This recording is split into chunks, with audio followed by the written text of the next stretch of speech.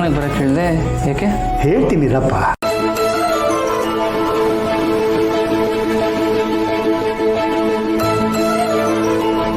ತಗೋಪ್ಪ ಇದನ್ನ.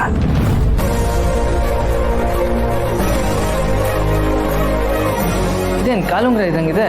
ಕಾಲುಂಗ್ರ ಇದ್ದಾಗಿದೆ ಅಲ್ಲಪ್ಪ, ಕಾಲುಂಗ್ರನೇ. ನನಗೆ ಯಾಕೆ? ಇದು ನಿನಗಲ್ಲ ಕಣ ತಂದಿರೋದು, ಇದನ್ನ ನಿನ್ನ ಶ್ರಾವಣಿ ಅವ್ರ ಕಾಲ್ಗಾಗಕ್ಕೆ ತಂದಿರೋದು.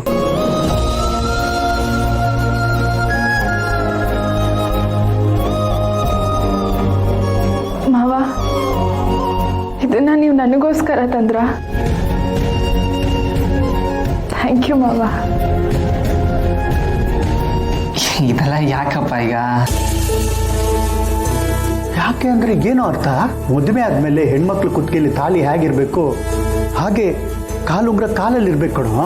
ಇದೆಲ್ಲ ಮುತ್ತೈದೆಯ ಸಂಕೇತ ಕಣಪ್ಪ.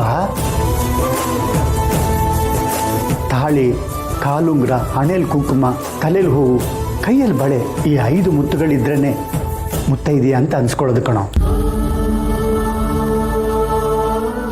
ಈಗ ನಾನು ಮೇಡಮ್ ಕಾಲ್ಗೆ ಕಾಲುಂಗ್ರ ತೊಡ್ಸೋದು? ಹೌದು ಕಣ ಮಗನೆ. ಅವತ್ತು ನಿಮ್ಮಿಬ್ಬರು ಮದುವೆ ಅಂತೂ ಕಣ್ ತುಂಬಿಸ್ಕೊಳಕ್ಕಾಗಲಿಲ್ಲ. ಆದರೆ ಅದು ಹೇಗಾಯಿತು, ಯಾಕಾಯಿತು ಅನ್ನೋದು ಈಗ ಪ್ರಶ್ನೆ ಅಲ್ಲ.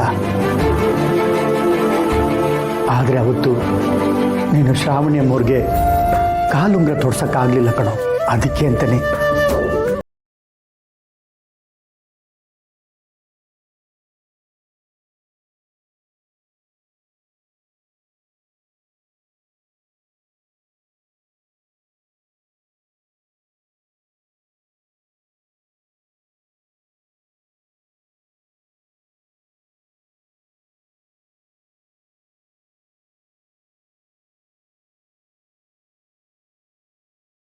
ಮುತ್ತೈದೆಯ ಭಾಗ್ಯ ಕಲ್ಪಿಸ್ಕೊಡೋದು ನಿನ್ನ ಕರ್ತವ್ಯ ಕಣೋ.